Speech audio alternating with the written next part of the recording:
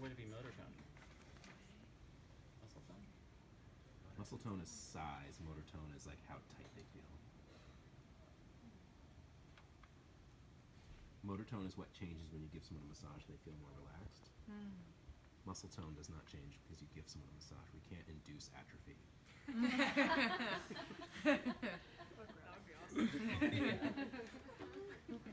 You have this bodybuilder come in, you give him a massage, and you're like, oh man, that took me 8 weeks. Well, hopefully it would go Like a balloon. Right. Yeah, you hear the like. Okay, so the first muscle is going to be supraspinatus. It's underneath the trapezius. So I want to shorten up the trapezius a little bit so that it's not so much in my way. So this upper trap I have to kind of sink through. My bone landmarks, I'm going to want to find the spine of the scapula and then go superior, and it should feel like you can kind of drop off into that, and you guys do some sort of like a friction here. So hopefully this will just help like clarify where that friction should happen. So I can find her spine of the scapula right here, and then if I just go superior to that, I can feel that there's a place where my finger drops off. Her traps do feel a little bit tight, so if I just take her arm into abduction, it's gonna spin the scapula up a little bit, which is gonna soften up the trapezius a little bit. So now her spine of the scapula is going this way because I've changed the position of the scapula a little bit. And now it's a little bit easier to get into that supraspinous fossa, and that's where the muscle is. I'm going to place my hands right on the outside of her arm. I'm just going to have you hold this position, don't let me move you. And then so she's resisting abduction, and I can feel that muscle pop up underneath my fingers. Go ahead and relax. So shape and fiber direction is running this way. The muscle belly kind of comes to the acromion and then dives under the acromion process and comes out and attaches right onto the greater tubercle, right on the top of it. So it's a little skinny guy. Parallel fibers. Origin insertion. Action is just abduction. That's it. And shortened position would be this position right here. So the arm is in abduction passively. So I can just come in and do whatever, and do that stroke that you guys do, or I can come in here and do like little circles with my finger pads. So would that be more effective than having her arms down by her sides? Like we've been? Or like if the person's I don't know, try it. See how it feels as a client, see how it feels as the giver, and decide. This feels better to me. Do both. I feel like this is nice because I can kind of get past the traps a little bit better and feel like I'm actually on the supraspinatus instead of like where the supraspinatus ought to be. Right. You know. Yeah. Ooh. And the traps are still superficial. You're still working under them, but you just are Shortening them. Shortening them. Yeah, I'm shortening both of them.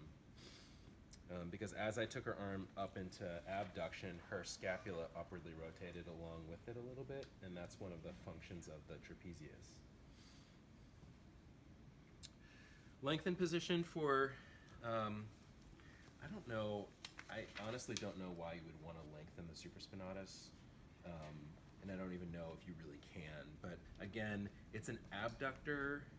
The only way that you could lengthen it is by like either taking the arm behind the body or in front of the body, you know, and then just taking it into adduction that way. That's really uncomfortable. Yeah, so that's how you do it.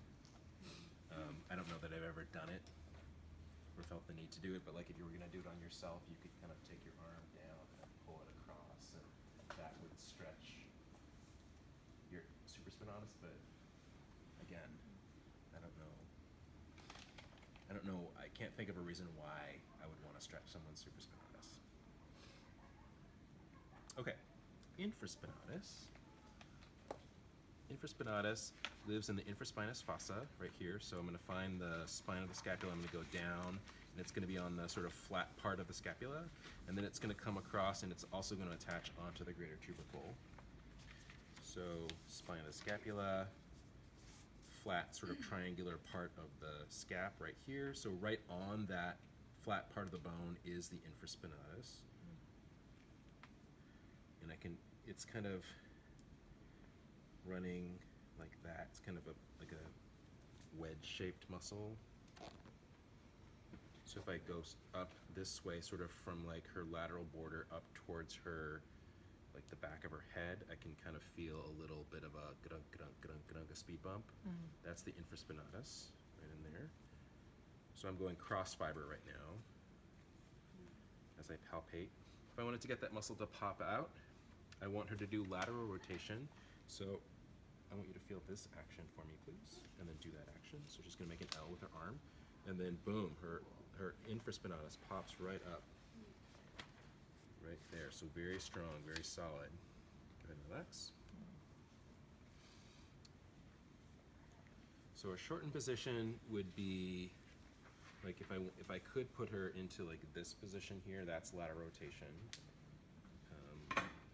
So that would be a shortened position.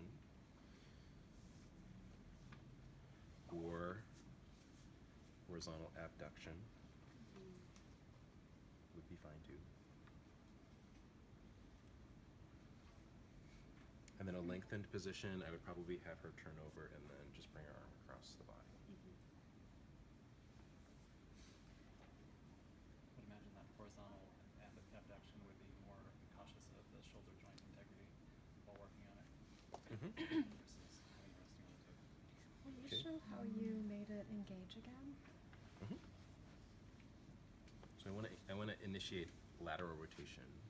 So if she's here, I want her to go in this direction here. That's lateral rotation, makes an L, versus medial rotation, which makes an M. So I'm going to ask her to feel that action, do that action, and when she does, I feel this pop up. You had her forearm extended out when you were doing intermittent softened. Is that can you have like you holding her arm in that position for a softened position, or? I can have, yeah, the elbow can be bent like Okay. this. Yep. Go ahead and let your shoulder relax a little bit. Yeah, Okay. that totally works. Is it also just arm on the table is shortened as well? Like off the table? Maybe so what I would do is I would probably turn it laterally, turn the humerus laterally, and then work it that way. Interesting. For the shortened position, part of what I want with the shortened position is I want you guys to be thinking, what does the muscle do and how can I reposition my client to do more of what it does passively? So 9 times out of 10, I don't want you to just say like, that's good enough, like just how they are on the table. So I want you to, so let's make it even shorter, which would be turning the arm laterally. Go ahead and just let your arm just relax into that position, yeah. And that's lateral rotation. Yep. Which is also the same position as that. So it's just this is with the elbow bent or elbow straight. This is with the elbow bent, but the humerus hasn't changed position. It's still in it's still in lateral rotation. Okay. That'd be easier. Okay. Did you do a stretch? Teres minor. Did you do a stretch for that one? Did I miss it? Oh, you did not miss it. Arm across the body. Arm across the body. Oh. Yes, I did. Teres minor. So teres major was down here at the inferior angle and the lower lateral border.